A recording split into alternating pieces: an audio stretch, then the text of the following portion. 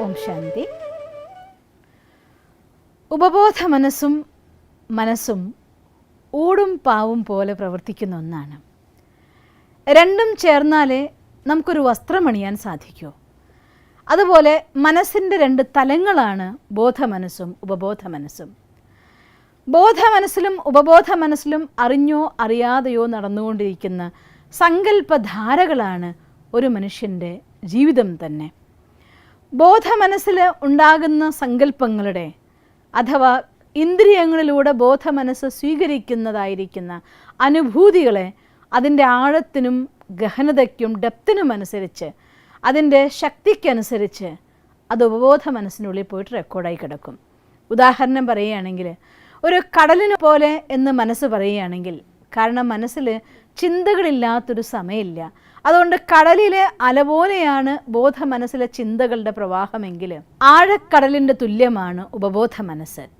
ബോധ മനസ്സിൽ ഒരു സങ്കല്പം വരുമ്പോൾ എൻ്റെ മനസ്സിൽ ഇങ്ങനെ ഒരു സങ്കല്പം വരുന്നുണ്ട് എന്ന് നമുക്ക് മനസ്സിലാക്കാനായിട്ട് സാധിക്കും.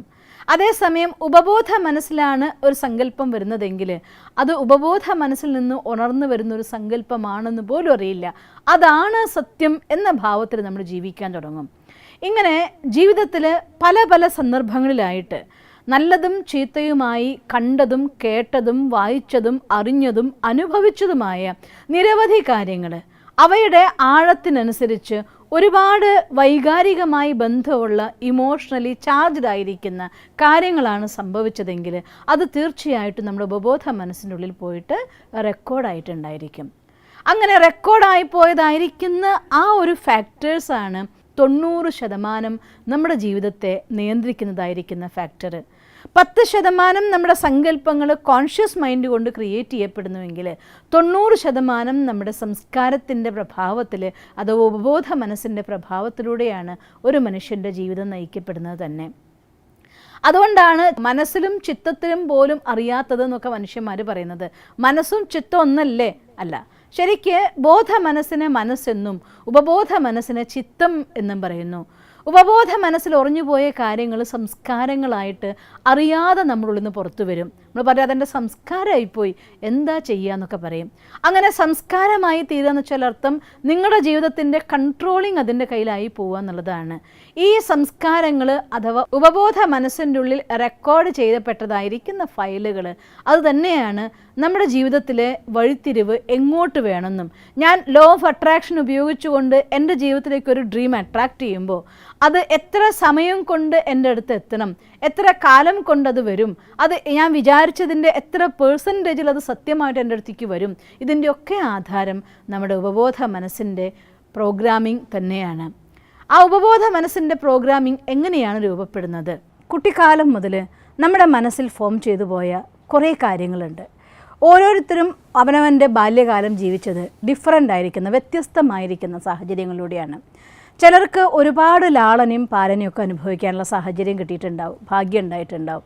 ചിലർക്ക് ഒരുപാട് ഓപ്പോസിറ്റ് ആയിരിക്കുന്ന, അതായത് തൊട്ടതിനും പിടിച്ചതിനും ഒക്കെ അമ്മമ്മ ചീത്ത പറഞ്ഞു, അച്ചച്ചൻ ചീത്ത പറഞ്ഞു, അമ്മ ചീത്ത പറഞ്ഞു, അച്ഛൻ ചീത്ത പറഞ്ഞു, അങ്ങനെ ഒരു ഫ്രസ്ട്രേറ്റഡ് ആയിരിക്കുന്ന ശ്വാസം മുട്ടുന്ന രീതിയിലുള്ളതായിരിക്കുന്ന കുട്ടിക്കാലം കഴിഞ്ഞു പോയതായിരിക്കുന്ന കുറേ ആളുകളുണ്ട്. കൊച്ചുകാലങ്ങളിൽ എന്തെങ്കിലുമൊക്കെ കൊച്ചു കൊച്ചു കാര്യങ്ങൾ തെറ്റുകൾ സംഭവിക്കുമ്പോൾ കൂട്ടുകാരും അല്ലെങ്കിൽ സ്കൂൾ ക്ലാസ് റൂമിൻ്റെ ഉള്ളിൽ, ട്യൂഷൻ റൂമിൽ അഥവാ നിങ്ങളെ കളിസ്ഥലങ്ങളിൽ ഒക്കെ വല്ലാതെ അപമാനിക്കപ്പെടുന്നതായിരിക്കുന്ന ചില സാഹചര്യങ്ങൾ. ഇങ്ങനെ ബാല്യകാലത്തിൽ നമ്മുടെ ഉള്ളിൽ അതിശക്തമായ രീതിയിൽ റെക്കോർഡ് ചെയ്യപ്പെട്ട കുറേ നെഗറ്റീവ് ഫയൽസ് പലരുടെ ഉള്ളിലും ഉണ്ടായിരിക്കും. ആ ഫയലിൻ്റെ കൂട്ടത്തിൽ കൂടെ ജീവിതത്തിൽ നമ്മൾ തൊടുമ്പോൾ എന്തെങ്കിലും കാര്യങ്ങൾ അങ്ങനെയുള്ളവർക്ക് ജീവിതത്തിൽ കാല് വയ്ക്കുമ്പോൾ അതിനെയൊക്കെ തന്നെ പോസിറ്റീവാക്കി മാറ്റിക്കൊണ്ട് തീയിൽ മുളച്ചത് വെയിലത്ത് വാടില്ല എന്ന് പറഞ്ഞ് മുന്നോട്ട് വരുന്ന ഒരുപാട് ആളുകളുണ്ട്. അവരാണ് ഇത്തരം എല്ലാ വ്യക്തികൾക്കുള്ള മോഡൽ. പക്ഷേ ആ മോഡലാവാൻ സാധിക്കാത്തത് കൊണ്ടാണല്ലോ നമ്മുടെ ഇന്നത്തെ ഡ്രീം എൻ്റെ സ്വപ്നം എന്നും സ്വപ്നമായി തന്നെ നിൽക്കുന്നു, എനിക്ക് സത്യമാക്കാൻ പറ്റുന്നില്ല എന്നൊരവസ്ഥ വരുന്നത്. അപ്പം അതുകൊണ്ട് അവർക്ക് വേണ്ടി ഞാൻ പറഞ്ഞുതരാണ്, അത്തരം സാഹചര്യങ്ങളിലൂടെ കടന്നു വന്നിട്ടാണ് നമ്മുടെ ഉള്ളിൽ ഉപബോധ മനസ്സിൻ്റെ ഉള്ളിൽ കാര്യം എന്തുകൊണ്ടാണെന്ന് വെച്ചാൽ ഒരു ഉദാഹരണം ഞാൻ പറഞ്ഞുതരാം. ഒരു മരത്തിന് ഏതെങ്കിലും കാരണങ്ങൾ കൊണ്ട് ഉള്ളുവരെ തുള വന്നിട്ടുണ്ടെന്ന് വിചാരിക്കുക, അല്ലെങ്കിൽ വെട്ടിയപ്പുള്ള മുറിവോ എന്തെങ്കിലും സംഭവിച്ചിട്ടെന്ന് വിചാരിക്കുക. ആ മരം കൊണ്ട് നമ്മളൊരു പലക ഉണ്ടാക്കി ഒരു ഫർണിച്ചർ ഉണ്ടാക്കുമ്പോൾ ആ പലകയൊക്കെ ഉണ്ടാവുന്ന ഓട്ടകളെ പലപ്പോഴും ഫർണിച്ചർ ഉണ്ടാക്കുന്ന സമയത്ത് ആ ഓട്ട അടയ്ക്കാനുള്ള സാധനം ഉപയോഗിച്ച് അതിനെ ഓട്ടയടച്ച് മേലെ പോളിഷ് ചെയ്ത് ഫർണിച്ചർ നന്നായിട്ട് ഉണ്ടാക്കും.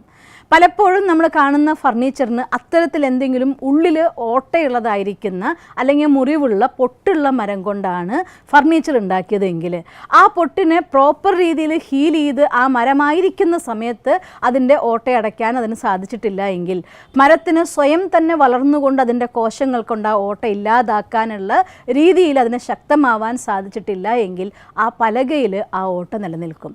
ആ ഓട്ട അടച്ച് അതുകൊണ്ട് ഫർണിച്ചർ ഉണ്ടാക്കിയാലും കുറച്ച് കാലം കഴിയുമ്പോൾ ക്ലൈമറ്റ് മാറി മാറി വരുന്നതിനനുസരിച്ച് ആ സാധനം പുറത്തേക്ക് പോവുകയും ആ ഓട്ട അവിടെ വീണ്ടും പ്രത്യക്ഷപ്പെടും.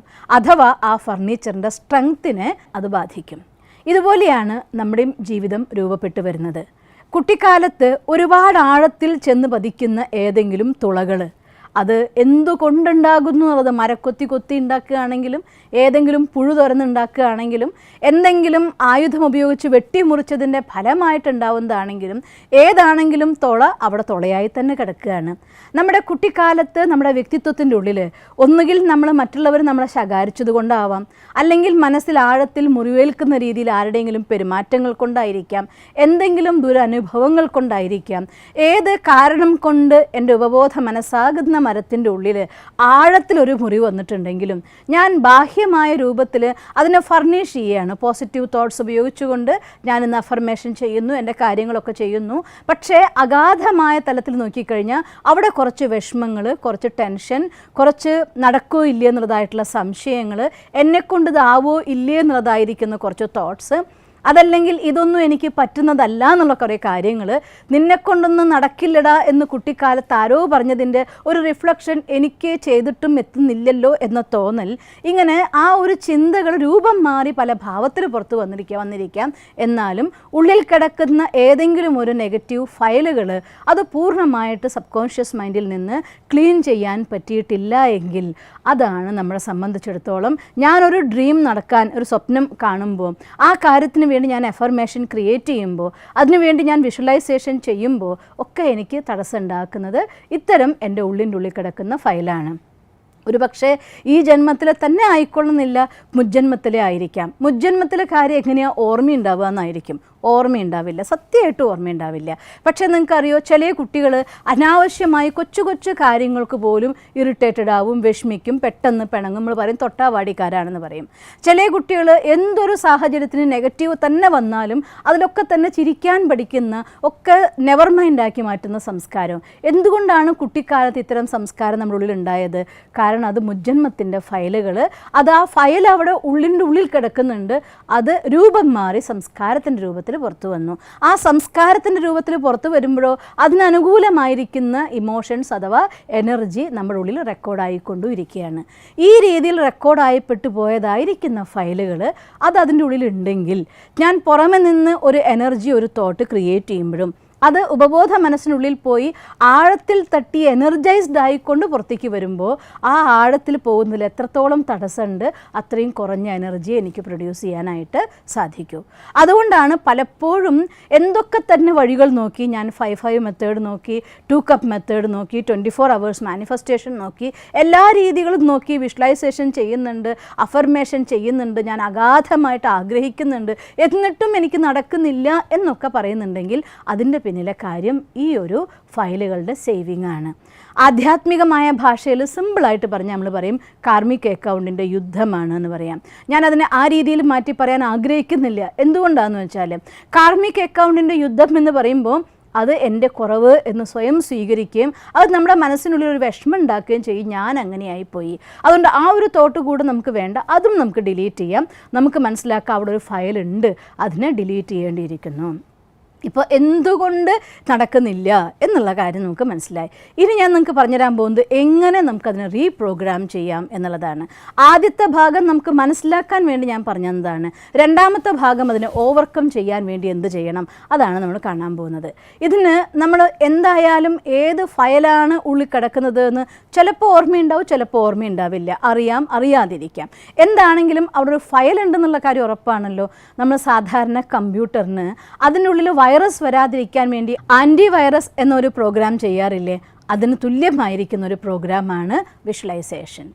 അതുകൊണ്ട് ആദ്യം എനിക്ക് പലതവണ നടക്കാതെ വരുമ്പോൾ ഞാൻ ശ്രമിച്ചിട്ടും നടക്കുന്നില്ല എന്ന് നിരാശ വന്നാൽ അത് കുറേയും കൂടെ ശത്രുവാണ്. അതിനെക്കുറിച്ച് വേറൊരു എപ്പിസോഡിൽ കാണാം. പക്ഷേ ഇന്ന് ഞാൻ പറഞ്ഞുതരാണ്, അതെന്ത് തന്നെയാണെങ്കിലും ഫുൾ സ്റ്റോപ്പ് ഇടുക. എന്നിട്ട് നമ്മുടെ വിഷ്വലൈസേഷൻ, നമ്മുടെ ഡ്രീം എന്താണോ, കാരണം ഇന്നതുകൊണ്ടാണ് സംഭവിക്കുന്നില്ല നമുക്ക് ക്ലിയർ ആയല്ലോ.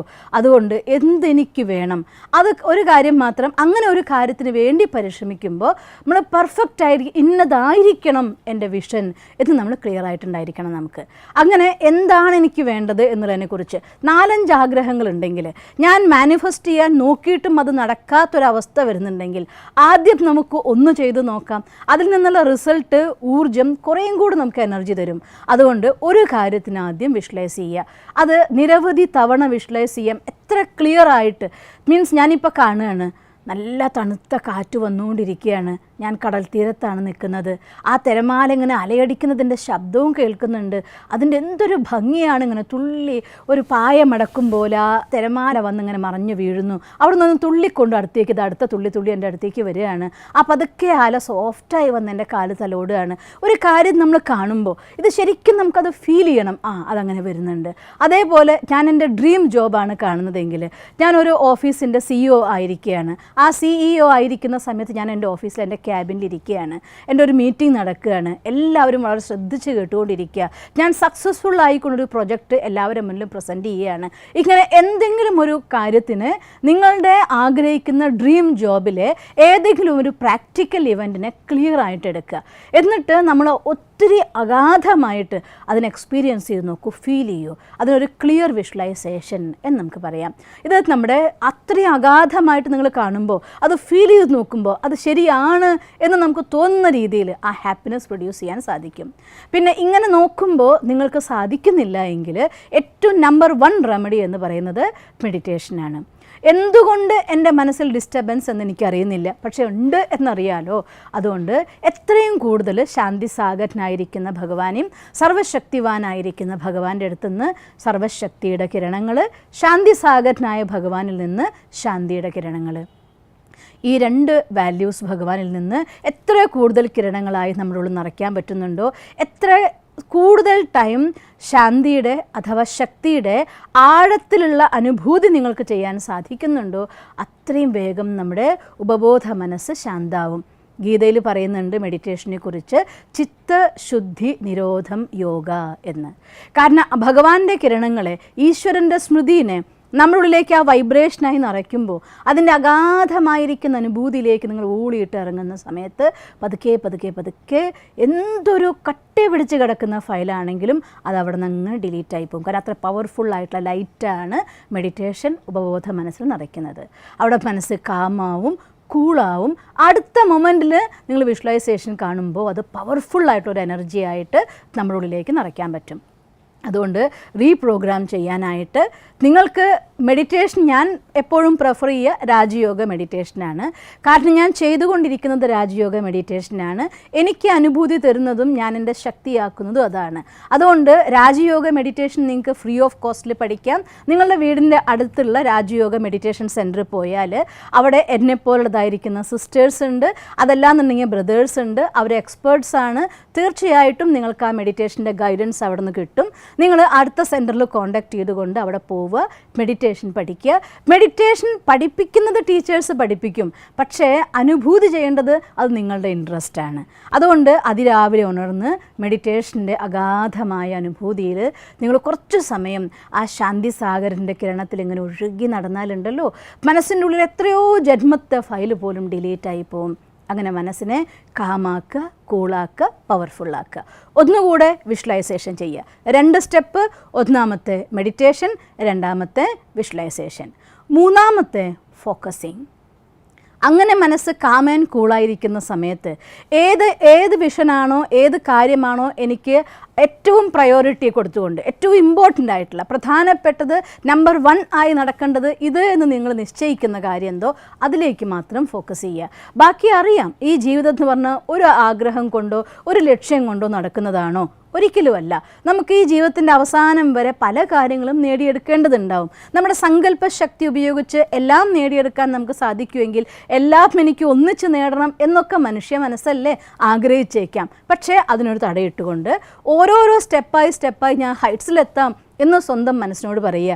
എന്നിട്ട് ഫസ്റ്റ് നിങ്ങളുടെ പ്രയോറിറ്റി ആയിട്ടുള്ള കാര്യത്തിന് ഫോക്കസ് ചെയ്യുക. അതിലേക്ക് തന്നെ കുറച്ച് ദിവസം ആ ഒരു എയിം നടക്കും വരെ അതിലേക്ക് തന്നെ നിരന്തരമായി നിങ്ങളുടെ ശ്രദ്ധ കൊടുത്തുകൊണ്ടേയിരിക്കുക. ഫോക്കസിങ് അതിലേക്കായിരിക്കണം. പിന്നെ മൂന്നാമത്തെ കാര്യം അഫർമേഷൻ. വിഷ്വലൈസേഷൻ എന്ന് പറയുന്ന കാര്യം നമുക്ക് ചെയ്യുമ്പോൾ ആ ഒരു പൂർണ്ണമായിട്ടുള്ള ക്ലിയർ ആയിട്ടുള്ള പിക്ചറും അനുഭൂതിയും കൂടെ നിങ്ങൾക്ക് വേണം. അഫർമേഷൻ നിങ്ങൾക്ക് എന്ത് ചെയ്യുമ്പോഴും ഇടയ്ക്കിടയ്ക്ക് ഓർക്കാവുന്നതാണ്. കാരണം അത് നമ്മുടെ മനസ്സിൽ ആവർത്തിച്ചുച്ചരിക്കുന്ന വാക്കാണ്. ഇപ്പം ഞാൻ എൻ്റെ ഡ്രീം ജോബിനെയാണ് വിഷ്വലൈസ് ചെയ്യുന്നതെങ്കിലും ഞാൻ ഇന്നയാളായി കഴിഞ്ഞിരിക്കുന്നു, ഞാൻ ഇന്നയാളാണ്, ഈ ഒരു ആയി കഴിഞ്ഞിരിക്കുന്നുവെന്നോ അതോ ഞാൻ ആണ് എന്നോ, ഈ 2 തോട്ട് പലതവണ എത്ര കൂടുതൽ തവണ നിങ്ങൾ റിപ്പീറ്റ് ചെയ്യുന്നുണ്ടോ അത്രയും കൂടുതൽ തവണ നമ്മുടെ സബ് കോൺഷ്യസ് മൈൻഡ് അതിൻ്റെ എനർജി സ്വീകരിച്ചു കൊണ്ടിരിക്കും. അതാണ് അഫർമേഷൻ്റെ ഏറ്റവും വലിയ പവർ എന്ന് പറയുന്നത്.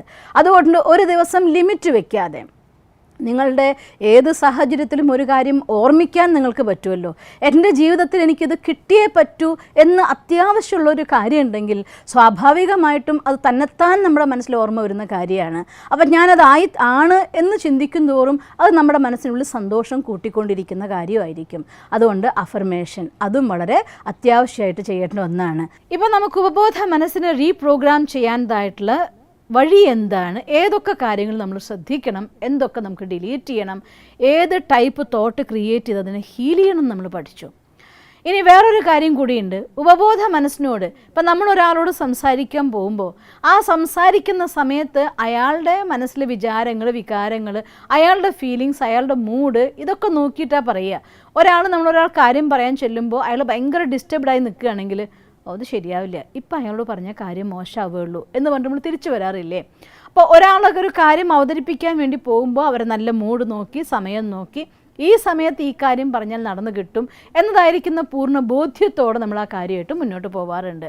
അതർവൈസ് ഈ കാര്യം ഇപ്പോൾ പറയാൻ പോയി കഴിഞ്ഞാൽ നമ്മൾ പലപ്പോഴും അനുഭവിക്കാറുണ്ട്, കുറച്ച് മോശം മൂഡാണ് ആ സമയത്ത്. നോർമലി ആണെങ്കിൽ യെസ് എന്ന് പറയുന്ന കാര്യം പോലും ആ സമയത്ത് മൂഡ് മോശമായിരുന്നു, അതുകൊണ്ട് അതൊന്നും നടന്നില്ല എന്നൊക്കെ പറയാറില്ലേ?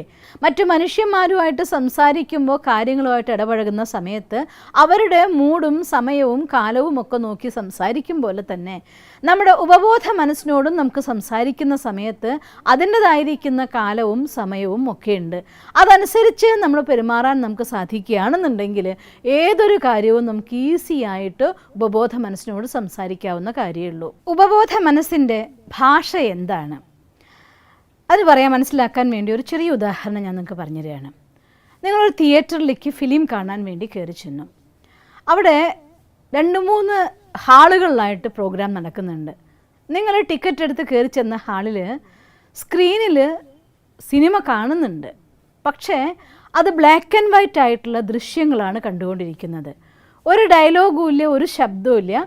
ഡയലോഗൊക്കെ ആ സ്ക്രീനിൻ്റെ താഴെ ഇങ്ങനെ എഴുതി കാണിച്ചുകൊണ്ടേയിരിക്കുന്നതാണ് കാണുന്നത്. ആ സിനിമ കണ്ടിട്ട് നിങ്ങൾ ശ്രദ്ധിച്ചു നോക്കിയാൽ ഡയലോഗ് വായിച്ചു ഒപ്പത്തിനൊപ്പം എത്താൻ വേണ്ടി കഷ്ടപ്പെടുന്ന സമയത്ത് അപ്പുറത്തെ ഹാളിൽ നിന്ന് ഓഡിയോ കേൾക്കുന്നു. അപ്പോൾ നിങ്ങൾ ആ ഹാളിൽ നിന്ന് പുറത്തിറങ്ങി അപ്പുറത്തെ ഹാളിൽ കയറി. ആ ഹാളിൽ കയറിയ സമയത്ത് പ്രോഗ്രാം ബ്ലാക്ക് ആൻഡ് വൈറ്റ് സിനിമയാണ് നടക്കുന്നത് സ്ക്രീനിൽ. പക്ഷേ എന്തായാലും ഡയലോഗ്സൊക്കെ കേൾക്കാനുണ്ട്, മ്യൂസിക് കേൾക്കാനുണ്ട്. അപ്പം നിങ്ങൾ സ്വാഭാവികമായിട്ടും അവിടെ തന്നെ ഇരുന്ന് പോകും. തിരിച്ച് മറ്റേ ഹാളിൽ പോയിട്ട് സിനിമ കാണാൻ നമുക്ക് തോന്നിക്കൊള്ളുന്നില്ല. അങ്ങനെ ആ ഡയലോഗും ബ്ലാക്ക് ആൻഡ് വൈറ്റും ആയിട്ടുള്ള സിനിമ കണ്ടുകൊണ്ടിരിക്കുന്നതിനിടയ്ക്കാണ് കുറച്ച് അപ്പുറത്ത് നടക്കുന്നതായിട്ടുള്ള ഹാളിൽ നിന്ന് അവിടെ പച്ച, മഞ്ഞ, നീല പല ലൈറ്റുകളും അവിടെ നിന്ന് ഇങ്ങോട്ട് വരുന്നു. അവിടെ നല്ല മ്യൂസിക്കും ക്ലിയർ ആയിട്ടുള്ള ക്രിസ്റ്റൽ ക്ലിയർ സൗണ്ട് വരുന്നു. അപ്പോൾ നിങ്ങൾ അറിയാതെ ഈ ഹാളിൽ നിന്ന് പുറത്തിറങ്ങി ആ ഹാളിൽ പോയി എന്ന് വിചാരിക്കുക. അവിടെ ഇരുന്ന് സിനിമ കാണുന്ന സമയത്ത് നല്ല ക്ലിയർ ആയിട്ട് ഡിജിറ്റലായിരിക്കുന്ന സിനിമ കണ്ടുകൊണ്ടിരിക്കുകയാണ്. വലുതായിട്ട് എല്ലാം കളർഫുള്ളാണ്, നല്ല മ്യൂസിക്, ശരിക്കും കാണുമ്പോൾ എല്ലാം ലൈവായിട്ടുള്ളത് അത് അങ്ങനെ തന്നെ കാണാൻ പറ്റുന്നുണ്ട്. അറിയാതെ നമ്മൾ ആ ഹാളിൽ ഇരുന്ന് ആ സിനിമ അങ്ങ് കാണും. ഒന്ന് ആലോചിച്ച് നോക്കി, ആ സിനിമ കണ്ട് പുറത്തിറങ്ങി കഴിഞ്ഞാൽ പോലും ആദ്യത്തെ എഴുതി കാണിച്ച സിനിമ ദൃശ്യങ്ങൾ ശരിക്കും കാണാൻ പോലും പറ്റിയിട്ടുണ്ടാവില്ല. കാരണം അതിങ്ങനെ നമ്മുടെ ശ്രദ്ധ മുഴുവൻ ആ വാക്കുകൾ വായിക്കാനുള്ള കഷ്ടപ്പാടിലായിരുന്നു.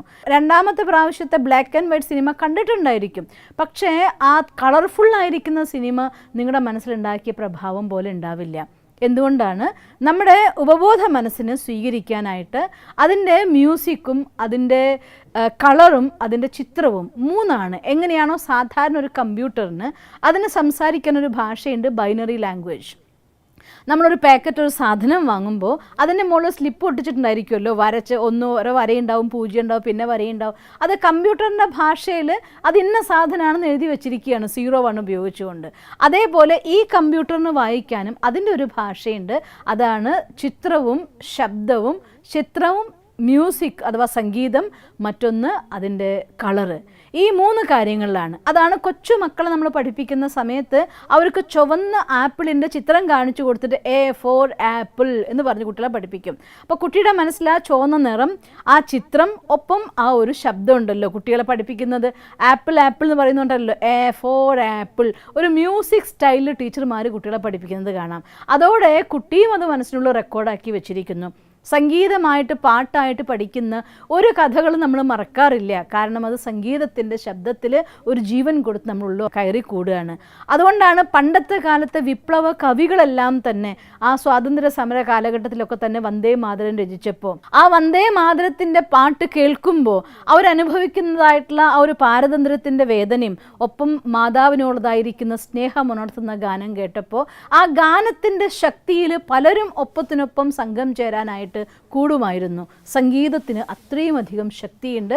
ഉപബോധ മനസ്സിലേക്ക് സന്ദേശങ്ങൾ എത്തിക്കാനായിട്ട് അത്രയും ശക്തിയുള്ള ഒന്നാണ്. ഞാൻ പലപ്പോഴും കാണാറുണ്ട്, നന്നായിട്ട് പാടാൻ കഴിവുള്ളവർ ഫീലോടുകൂടി നല്ല പാട്ട് പാടുന്ന സമയത്ത് പ്രത്യേകിച്ച് ഒരു കാര്യമില്ലെങ്കിൽ പോലും ആ ഇരിക്കുന്ന ആളുകളുടെ ഒക്കെ തന്നെ കണ്ണ് നിറയുന്നുണ്ടാവും, മിണ്ടാൻ പറ്റാതെയാവും.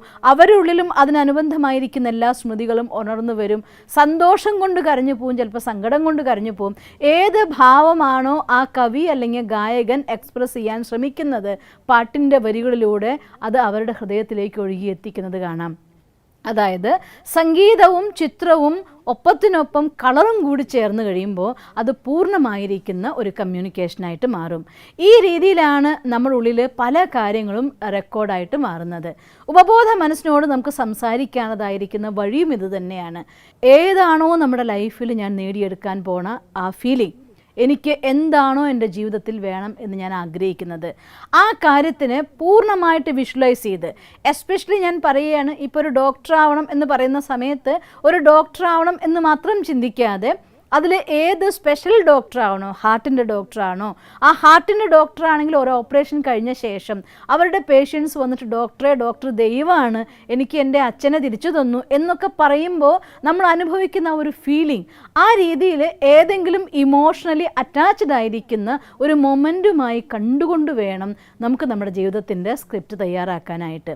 ആ രീതിയിൽ നമ്മൾ തയ്യാറാക്കിയ സ്വാംശീകരിച്ചെടുത്ത നമ്മുടെ എയിം എന്താണെങ്കിലും ആ എയിമിനെ വിത്ത് ഫീലിംഗ്, വിത്ത് പിക്ചർ, വിത്ത് അതിൻ്റെ മ്യൂസിക്, എല്ലാ കാര്യങ്ങളും സഹിതം. ഇപ്പോൾ ഈവൻ ഞാൻ എൻ്റെ ഓഫീസിനുള്ളിലാണ് ഞാൻ ഇരിക്കുന്നതെങ്കിൽ നല്ലൊരു ഓഫീസാണെങ്കിൽ, ഈ കാലത്ത് പലപ്പോഴും പല ഓഫീസുകളിലും നമുക്ക് കാണാം അത് നല്ല എഫിഷ്യൻ്റ്ലി സെറ്റായിട്ടുള്ള ഓഫീസാണെങ്കിൽ അവിടെ നമ്മൾ പോയി വെയിറ്റിംഗ് റൂമിൽ ഇരിക്കുമ്പോൾ ഒരു സൂത്തിങ് മ്യൂസിക് കേൾക്കും, AC-യുടെ കൂൾനെസ് ഉണ്ടാവും, ഇരിക്കാനുള്ള കുഷ്യനും സോഫയൊക്കെ നന്നായിട്ട് വെച്ചിട്ടുണ്ടായിരിക്കും, പിന്നെ അവിടെ വായിക്കാൻ വേണ്ടതായിരിക്കുന്ന ബുക്സ് അവിടെ ഉണ്ടായിരിക്കും, അവിടെ ലൈവായിട്ടുള്ള എഫക്റ്റ് ക്രിയേറ്റ് ചെയ്യാൻ ചില പ്ലാൻസിനൊക്കെ വെച്ചിട്ടുണ്ടായിരിക്കും. ഇങ്ങനെ ഒരു ഓഫീസിലിരിക്കുമ്പോൾ, അങ്ങനെ വലിയ ഒരു ഓഫീസ്, അതിൻ്റെ ഉള്ളിൽ നിങ്ങളുടെ ബിസിനസ്സിൻ്റെ റൂമിൻ്റെ ഉള്ളിൽ കയറി ചെല്ലുമ്പോൾ ഒരു നല്ല ഡിവൈൻ ഫ്രാഗ്രൻസ് ഉള്ളതായിരിക്കുന്ന ഒരു സുഗന്ധം, ആ കൂളിംഗ്, ആ ഓഫീസ്, അതിൻ്റെ ഉള്ളിൽ നിങ്ങളുടെ സ്റ്റാഫുമായിട്ടുള്ള മീറ്റിംഗ് കൂടുകയാണ്. ഇങ്ങനെ ഏതെങ്കിലും രീതിയിൽ നമ്മൾ തിരഞ്ഞെടുത്തതായിരിക്കുന്ന നമ്മുടെ ലൈഫ് എന്താണോ, അഥവാ എൻ്റെ എയിം എന്താണോ, ആ എയിമിനെ ജീവനോടെ കാണുന്ന രീതിയിലുള്ളതായിരിക്കുന്ന ഒരു ഫീലിംഗ് നമ്മളുള്ളിൽ ക്രിയേറ്റ് ചെയ്യുമ്പോൾ അത് നമുക്ക് നമ്മുടെ സബ് കോൺഷ്യസ് മൈൻഡ് പൂർണ്ണമായിട്ടുള്ള ഭാവത്തിൽ അതിനെ അങ്ങ് സ്വീകരിക്കും. അങ്ങനെ സ്വീകരിച്ചു വെച്ചതായിരിക്കുന്ന ഒരുപാട് നെഗറ്റീവായിട്ടുള്ള ഫീലിംഗ് അത് നമുക്ക് ഡിലീറ്റ് ചെയ്തേ പറ്റൂ. അതേസമയം നമ്മുടെ ഉള്ളിൽ ക്രിയേറ്റ് ചെയ്യേണ്ടതായിരിക്കുന്ന ഫീലിങ്സ് അത് നമുക്ക് ഇത്തരത്തിൽ നമ്മുടെ ഇമോഷൻസ് വേണം, അതിൻ്റെ കൂടെ അതിൽ പിക്ചർ വേണം, ആ സമയത്തായിട്ടുള്ള സൗണ്ട് എന്താണെന്ന് നമ്മൾ കേൾക്കണം, ആ സമയത്ത് നമ്മൾ എങ്ങനെയുണ്ടായിരിക്കും അതിനെ കളർഫുള്ളായിട്ട് നമുക്ക് കാണാനും സാധിക്കണം. ഈ രീതിയിൽ ഈ ഭാഷ ഉപയോഗിച്ചാണ് നമുക്ക് നമ്മുടെ സബ് കോൺഷ്യസ് മൈൻഡിനോട് സംസാരിക്കാൻ സാധിക്കുക. പിന്നെ അടുത്ത കാര്യം, ഏത് സമയത്താണ് സബ് കോൺഷ്യസ് മൈൻഡായിട്ടുള്ള മീറ്റിംഗ് നടത്താൻ ദ ബെസ്റ്റ് ടൈം? 3 സമയമാണ് സബ് കോൺഷ്യസ് മൈൻഡിനോട് സംസാരിക്കാനുള്ള സമയം. അതിൽ ഒന്നാമത്തെ ടൈം എന്ന് പറയുന്നത് ഉറങ്ങുന്നതിനേക്കാൾ മുന്നുള്ള സമയം, മറ്റൊന്ന് ഉറങ്ങി ഉണർന്ന് ഉടനെയുള്ള സമയം. ഇതുവരെയുള്ള പല ക്ലാസ്സുകളിലുമായിട്ട് നമ്മളിത് പലതവണ പറഞ്ഞു കഴിഞ്ഞ കാര്യമാണ്. അതുകൊണ്ട് ഞാൻ ഒന്നും കൂടെ റിപ്പീറ്റ് ചെയ്യുന്നില്ല. ഉറങ്ങും മുന്നും ഉണർന്നുടനെയും എങ്ങനെ ചെയ്യണം. പിന്നെ 3ാമത്തെ ടൈം എന്ന് പറയുന്നത് മെഡിറ്റേഷൻ്റെ സ്റ്റേജിലാണ്.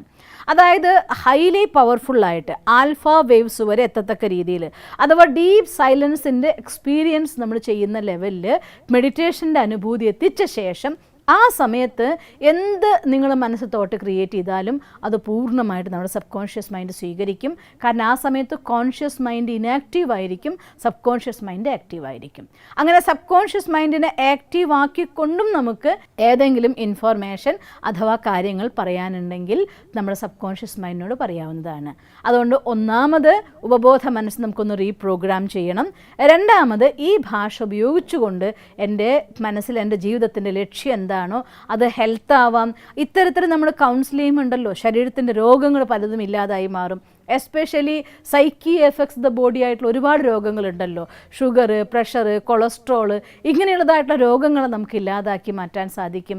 ഈവൻ ക്യാൻസർ സെൽസിനെ പോലും ഇല്ലാതാക്കി മാറ്റാൻ നമുക്ക് ഇത്തരത്തിലുള്ളതായിട്ടുള്ള മെഡിറ്റേഷനിലൂടെ നമ്മുടെ ഉപബോധ മനസ്സിന് ഐഡിയ കൊടുത്തുകൊണ്ട്, ഓർഡർ കൊടുത്തുകൊണ്ട് നമുക്ക് ഹീൽ ചെയ്യാനായിട്ട് പറ്റുന്ന കാര്യമുള്ളൂ. അപ്പം അതുകൊണ്ട് നമുക്ക് ഇന്ന് ഉപബോധ മനസ്സിൻ്റെ റീപ്രോഗ്രാമിനെ കുറിച്ച് പഠിച്ചു.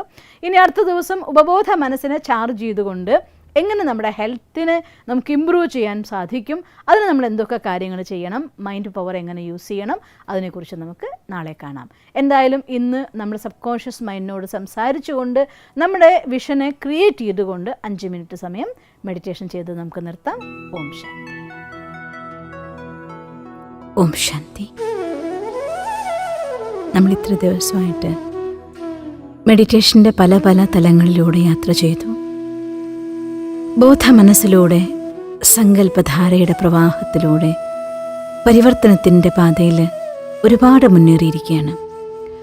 ഇന്ന് വളരെ ഇമ്പോർട്ടൻ്റ് ആയിരിക്കുന്ന ഒരു മെഡിറ്റേഷൻ സ്റ്റെപ്പിലാണ് നമ്മൾ എൻ്റർ ചെയ്യുന്നത്.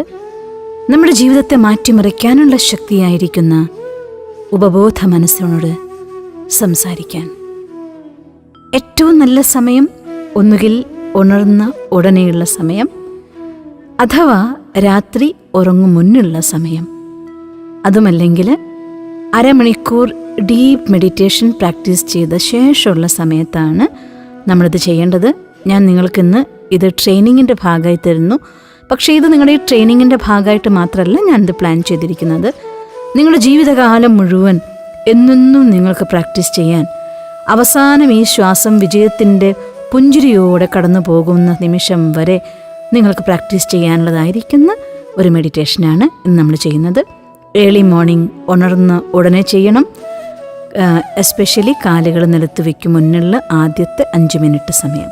അത് കഴിഞ്ഞ ശേഷം വേണമെങ്കിൽ നിങ്ങൾക്ക് കണ്ടിന്യൂ ചെയ്യാം. ബട്ട് ഇത് ഏറ്റവും ഇമ്പോർട്ടൻ്റ് ആയിട്ടുള്ള ടൈമാണ്. ഉറങ്ങണേക്കാൾ മുന്നേ ഉറക്കം വന്ന് തുടങ്ങുന്ന സമയത്ത് ഈ തോട്ട്സ് ക്രിയേറ്റ് ചെയ്യണം. പിന്നെ മെഡിറ്റേഷൻ്റെ എൻഡിലും ഈ തോട്ട് ക്രിയേറ്റ് ചെയ്യണം. ഇത് നമ്മുടെ ജീവിതത്തെ മാറ്റിമറിക്കാനുള്ളതാണ്. സബ് കോൺഷ്യസ് മൈൻഡിനോട് സംസാരിക്കാൻ പോവുകയാണ്. ആദ്യം നമുക്കൊന്ന് മെഡിറ്റേറ്റീവ് മോഡിലേക്ക് യാത്ര ചെയ്യാം. നമ്മുടെ ധ്യാനമുറിയിൽ സുഖാസനത്തിലോ കസേരയിലോ സ്വസ്ഥമായി ഇരുന്നാലും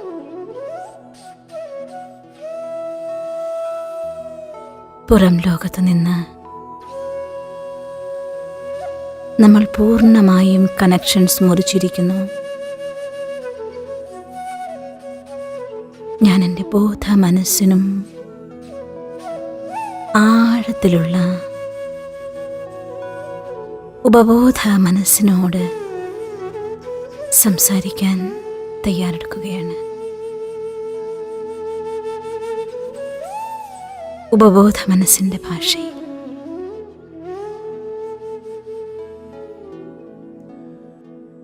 അതിമനോഹരമായ എൻ്റെ ഡ്രീമിനെ ഞാൻ വിഭാവനം ചെയ്തു വെച്ച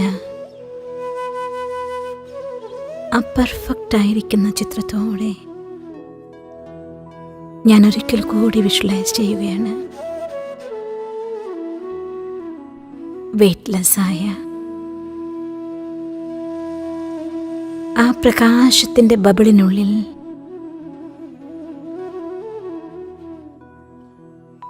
സക്സസ്ഫുള്ളായ പേഴ്സണാലിറ്റിയായി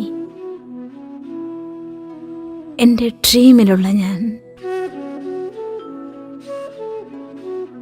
നിറഞ്ഞ പുഞ്ചിരിയോടെ കോൺഫിഡൻറ്റ് ബോഡി ലാംഗ്വേജോടുകൂടി ആത്മവിശ്വാസത്തിൻ്റെയും വിജയത്തിൻ്റെയും പ്രതീകമായി നിൽക്കുന്നു. ഇത് ഞാൻ തന്നെയാണ്. ഞാനിതായി തീർന്നിരിക്കുന്നു. യെസ്, ഇതാണ് ഞാൻ. എൻ്റെ ഡ്രീം ലൈഫ്, എൻ്റെ ഡ്രീം ജോബ്, എൻ്റെ ഡ്രീം സക്സസ്.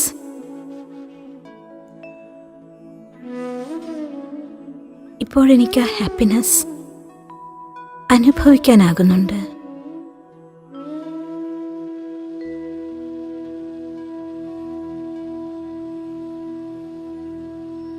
കാമായ കൂളായ മൈൻഡോടു കൂടി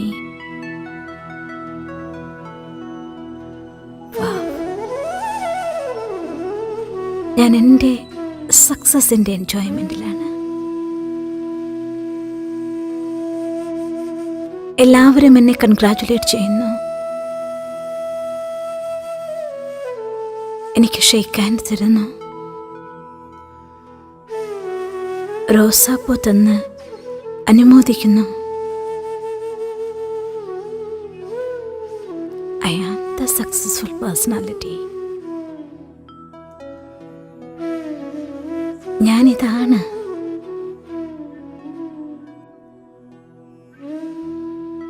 ഞാൻ മാസ്റ്റർ സർവശക്തിവാനാണ്. സഫലത എൻ്റെ ജന്മസിദ്ധ അധികാരമാണ്.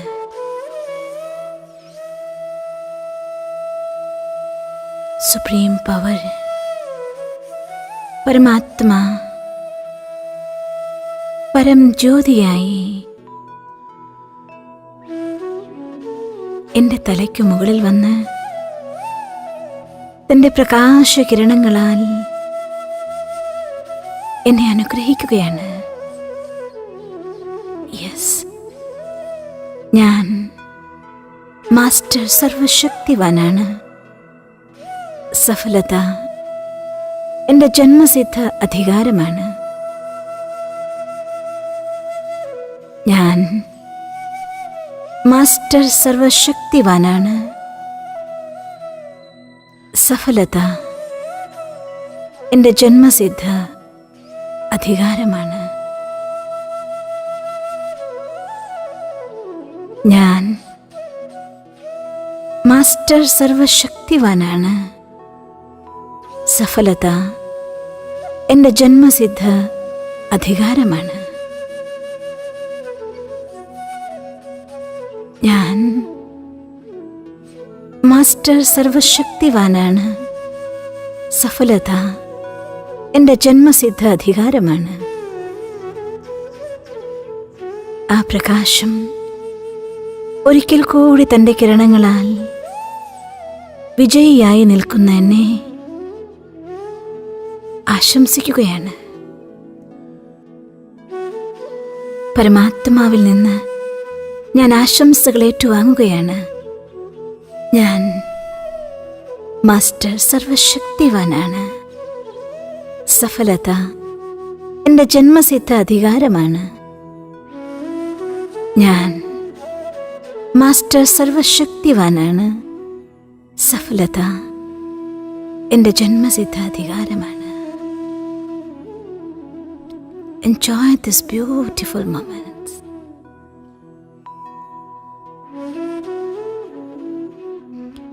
സന്തോഷം കൊണ്ട് കണ്ണ് നിറയുന്നെങ്കിൽ നിറയട്ടെ. Enjoy it. Feel it. Make yourself motivated. ഇനി കിടക്കയിൽ നിന്ന് തുള്ളിച്ചാടി എഴുന്നേറ്റ് നിങ്ങളുടെ പ്രഭാത കൃത്യങ്ങൾ ചെയ്താലും ഉപബോധ മനസ്സ് ഇതിനു വേണ്ടി തീർച്ചയായും പ്രോഗ്രാം ചെയ്യും. All the best. Thank you.